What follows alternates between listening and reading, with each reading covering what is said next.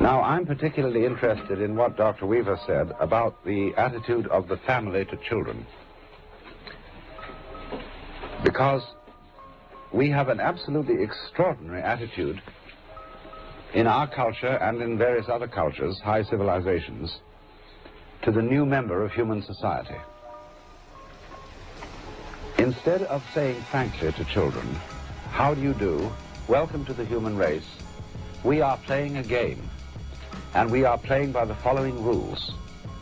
We want to tell you what the rules are so that you'll know your way around, and when you've understood what rules we're playing by, when you get older, you may be able to invent better ones. But instead of that, we still retain an attitude to the child that he is on probation. He's not really a human being. He's a candidate for humanity. And therefore, to preserve the role of parent or to preserve the role of teacher, you have to do what they do in the Arthur Murray School of Dancing, which is that they string you out. They don't tell you all the story about dancing, because if they tell you, you'll learn in a few weeks and go away. And you'll know it, but instead they want to keep you on. And in just this way, we have a whole system of preparation of the child for life, which always is preparation and never actually gets there. In other words, we have a system of schooling which starts with grades. And we get this little creature into the thing with a kind of, "Come on, kitty, kitty, kitty," and we get it always preparing for something that's going to happen. So you go into nursery school as preparation for kindergarten.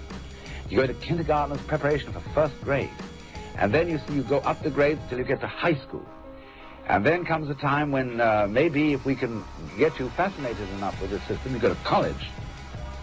And then when you've gone to college, if you're smart, you get into graduate school and stay a perpetual student and go back to be a professor and just go round and round of the system.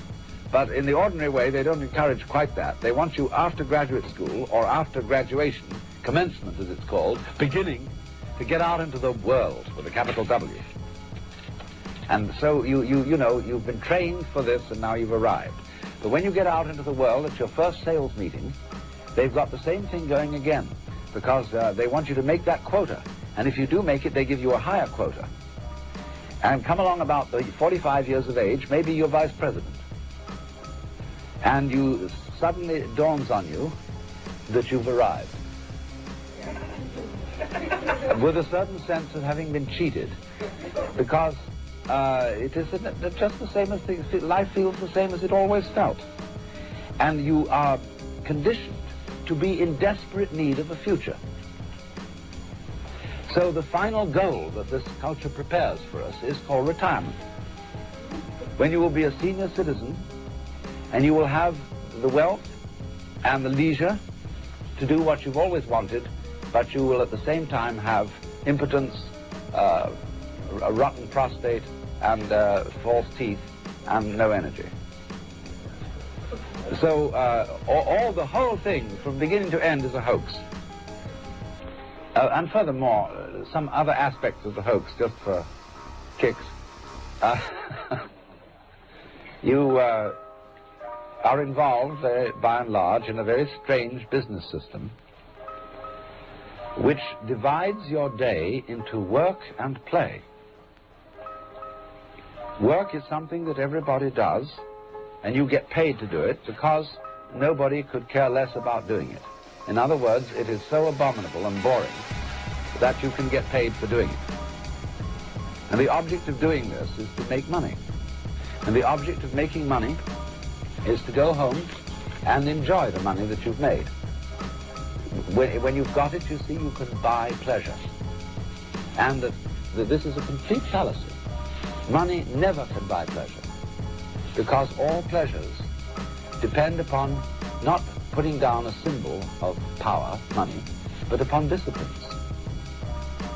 In other words, now in Sausalito, where I live, we have pier after pier full of fine boats, motor cruisers, sailing boats, all sorts of things, which nobody ever uses, because they've been bought on the falling for the ad line that if you buy this thing, you will have pleasure, you will have status, you will have something or other.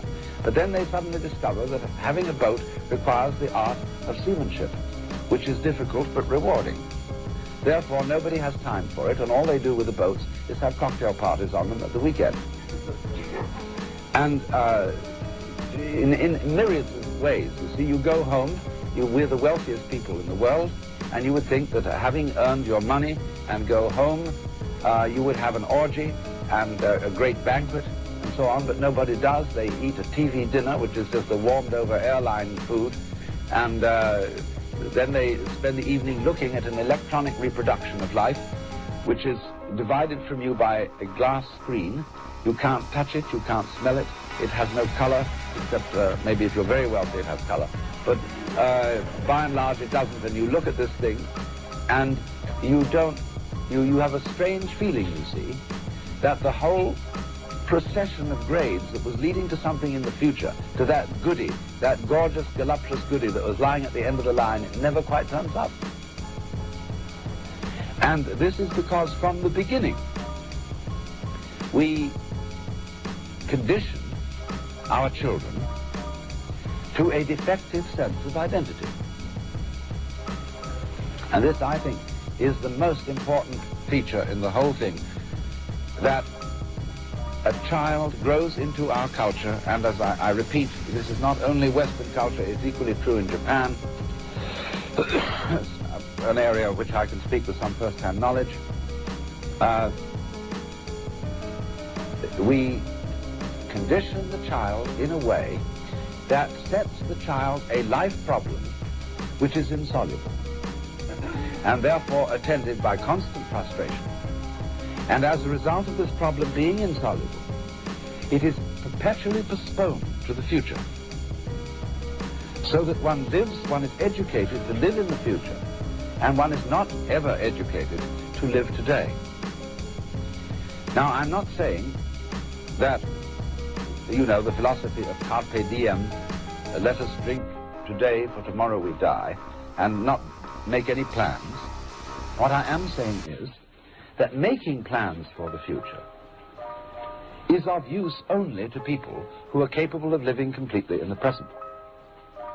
Because when you make plans for the future and they mature, if you can't live in the present, you are not able to enjoy the future for which you have planned.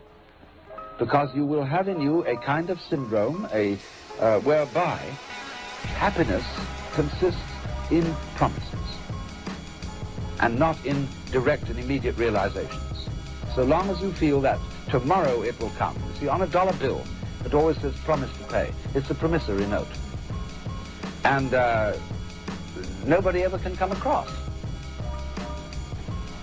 because the promise is tomorrow, and as we say in common speech, tomorrow never comes.